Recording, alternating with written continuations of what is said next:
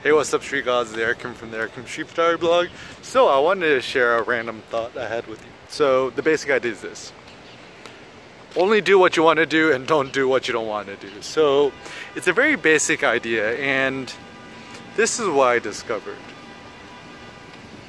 In life, you have the power, assuming you're not a slave, to do only things you want to do and you don't have to do anything you don't want to do.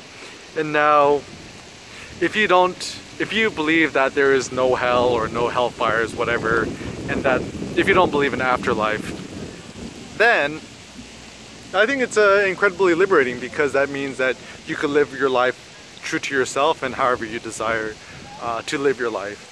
And obviously in life there's trade-offs, there's consequences, and there's certain things that you're going to have to sacrifice. But ultimately know that you could do anything you want to in life. So for example, if you really don't want to work a 9-to-5 job, obviously you could become an entrepreneur, you could start your own business.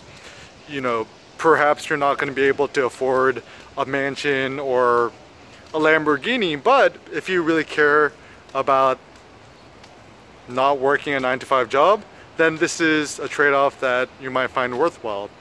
Similarly, in life, let's say you don't really care for the fads or the trends or certain social obligations you don't really believe in, then obviously you don't have to do it.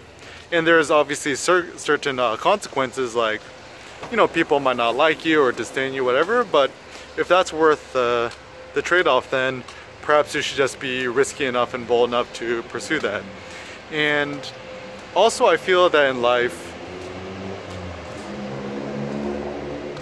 you don't always have the power to do what you want to do, because sometimes there's money, time, and other restrictions which get in your way. But certainly acts of renunciation, or things that you don't want to do, not doing what you don't want to do, is pretty effective. So for example, not using certain social media apps you don't believe in, not going to social events that you want to do. And essentially the most powerful word in your vocabulary is no, I'm not interested. Or even what I learned are also effective strategies is ignoring, delaying, allaying, or putting things off. Purposeful procrastination is what I call it.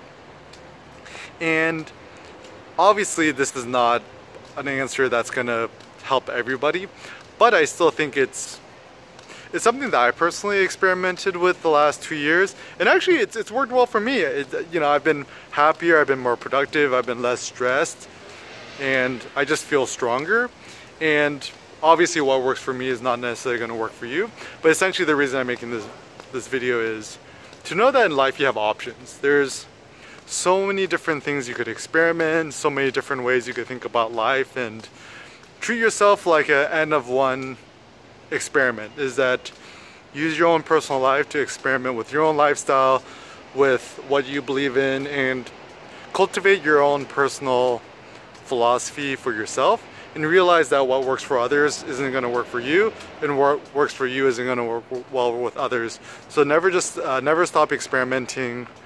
I think this is the only life we have. I don't know what's going to come after here, so why not just strive to live your own personal life to the maximum. Only do what you find is personally meaningful, don't do what you don't find personally meaningful, and discover the truth for yourself.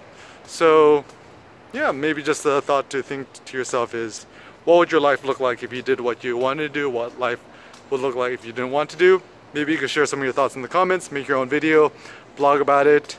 Let's keep coming up with these epic turbo thoughts together. Thanks a lot for watching, guys. Peace out.